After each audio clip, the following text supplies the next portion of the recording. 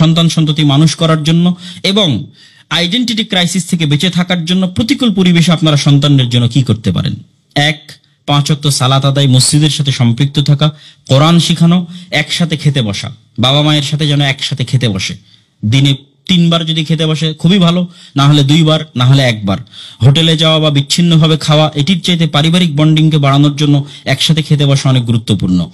যে কোনো মূল্যে রাতে বাড়িতে অবস্থান করা, এই নিয়ম বাড়িতে স্ট্রিক্টলি এবং স্থায়ীভাবে বাস্তবায়ন করা।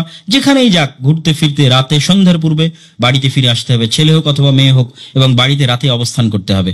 18 বছরের পূর্বে টাচ ফোন বা স্মার্টফোন থেকে দূরে রাখার চেষ্টা করা।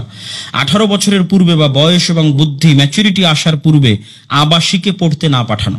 যদি মাদ্রাসাও হয় তবুও, মাদ্রাসা হলেও বাচ্চাকে আবাসিকে পড়তে না পাঠানোই বেশি ভালো।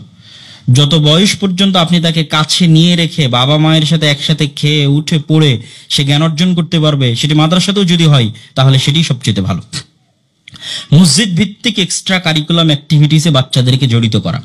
আমরা শুধু তাদেরকে দিন শিখাবো এরকম না করে দিনের সাথে এক্সট্রা কারিকুলাম অ্যাক্টিভিটিস। আপনার বাচ্চাকে আজকে ইমামতি করতে দিলেন, মসজিদের ইমাম মুয়াজ্জিনরা বাচ্চাকে আজান দিতে দিল, সরাসরি মসজিদের মাইকের আজান দেওয়ার সুযোগ করে দিল, তাকে ইমামতি করার সুযোগ দিল, তার দ্বারা খুতবা পাঠ করার সুযোগ দিল, অনুষ্ঠানে উপস্থাপনা করার সুযোগ দিল।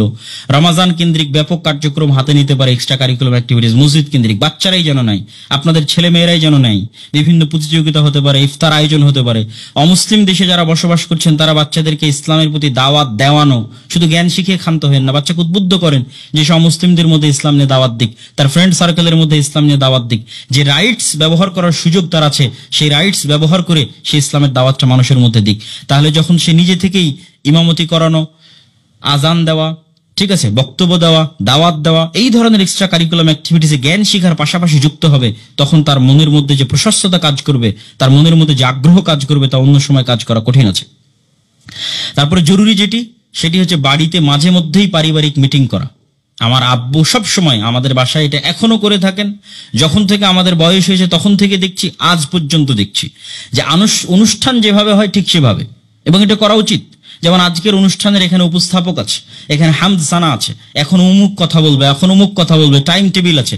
ঠিক বাড়িতে আপনার এরকম অনুষ্ঠান পরিচালনা করা উচিত, যেখানে আপনি বাড়ির ফুল সকল ফ্যামিলি মেম্বার সহ একত্রিত হয়ে সকলের সার্বিক দোষ ত্রুটি, বুঝ অবুঝ, আন্ডারস্ট্যান্ডিং গ্যাপিং যা আছে সব বিষয়ে হামদ সানা সহ, আসসালামু আলাইকুম সহ, আল্লাহর নবীর উপর দরুদ পাঠ এবং আল্লাহ সুবহানাহু ওয়া তাআলার প্রশংসা সহ পুরো একটা ফর্মাল অনুষ্ঠান আয়োজন করবেন। সপ্তাহে হোক, মাসে হোক। এটা কি পরিমাণ আপনার পরিবারকে এবং আপনার সন্তান সন্ততিকে উপকার দিবে তা আমি ভাষায় বুঝিয়ে বলে উঠতে পারবো না। পাশাপাশি এটা বেশি কাজে লাগবে যারা নন মুসলিম কান্ট্রিতে আছে, যারা ওয়েস্টার্ন কান্ট্রিতে আছে। সেটা হচ্ছে মাঝে মধ্যেই মুসলিম দেশের যে পবিত্র স্থানগুলো আছে সেগুলোতে ভ্রমণ করতে যাওয়া, ওমরার জন্য যাওয়া, বিভিন্ন ছুটিতে পবিত্র স্থানগুলোর পাশে থেকে জ্ঞান অর্জন, বিভিন্ন কোর্সে ভর্তি হওয়া, যত বেশি পারা যায় মুসলিম পরিবেশের সাথে তাদেরকে পরিচিত করানো মাঝে মধ্যেই, সেটা আপনারাও করতে পারেন। মানুষের শক্তি, সামর্থ্য, অবস্থা, অভ্যাস, যেমন আজকে এখানে এসেছেন, এটা একটা ইসলামী পরিবেশ, এখানে সন্তানদের নিয়ে আসলেন, এরকম কোনো কোর্সে ভর্তি করা, কোনো অনুষ্ঠানে যাওয়া, অথবা যাদের পক্ষে সম্ভব সরাসরি মক্কা মদিনায় যাওয়া, তাহলে সেটি তাদেরকে উৎসাহিত করবে এবং উদ্বুদ্ধ করবে। আর লাস্ট বাট নট লিস্ট, কেননা লিস্ট করলে অনেক লম্বা হবে, কিন্তু সর্বশেষ যেটি বলে আজকের বক্তব্য শেষ করছি, সেটি হচ্ছে দ্রুত বিবাহের উপযুক্ত হলে দ্রুত বিবাহ দিয়ে দেওয়া। এই যে বিষয়গুলো আজকে এখানে আলোচনা করলাম, এই বিষয়গুলো এবং যে কারণগুলো তুলে ধরলাম এবং পাশ্চাত্য সমাজের সাথে যে তুলনামূলক পর্যালোচনা করলাম, এগুলো সব আমাদের মাথায় রাখতে হবে। বক্তব্যের শেষে আমাদের ফুল কনফিডেন্স থাকার জন্য এবং প্রতিকূল পরিবেশ থাকার জন্য দুটি কথা বলে বক্তব্য শেষ করব। আমাদের চেয়ে বেশি প্রতিকূল পরিবেশে নবীরা বেড়ে উঠেছে, আমাদের চেয়ে বেশি প্রতিকূল পরিবেশে নবীরা দিন পালন করেছে।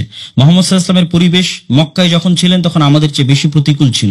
তার পুরো 23 বছরের জীবন আমরা যে অবস্থায় আছি তার চেয়ে বেশি প্রতিকূল ছিল। নূহ আলাইহিস সালাতু ওয়াস সালাম যে সময় দাওয়াত দিয়েছেন সেটা আমাদের চেয়ে বেশি প্রতিকূল ছিল।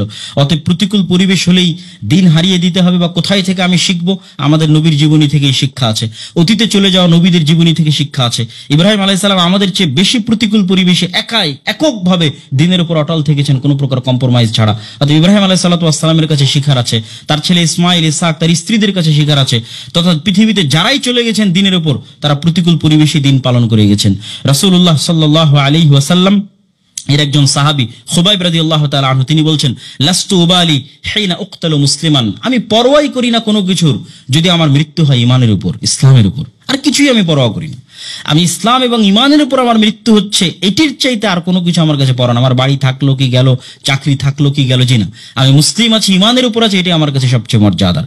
রাসূলুল্লাহ সাল্লাল্লাহু আলাইহি ওয়াসাল্লাম আলী ইয়াসিরকে ধৈর্য ধারণ করানোর জন্য তাদেরকে উপদেশ দিয়ে বলছিলেন, যখন তাদের উপর অত্যাচার হচ্ছিল, সবরান ইয়া আলা ইয়াসির ইন্না মাউইদাকুমুল জান্নাহ, হে ইয়াসিরের পরিবার ধৈর্য ধারণ করো, দুনিয়াতে তোমরা প্রতিকূল পরিবেশে দিন পালন করছো, আমি দুনিয়ার কোনো ওয়াদা তোমাদের দিতে পারছি না, তবে পরকালীন ওয়াদা তোমাদের জন্য থাকলো, সেটা হচ্ছে আল্লাহ সুবহানাহু ওয়া তাআলা পরকালে তোমাদের জন্য জান্নাত দিবেন।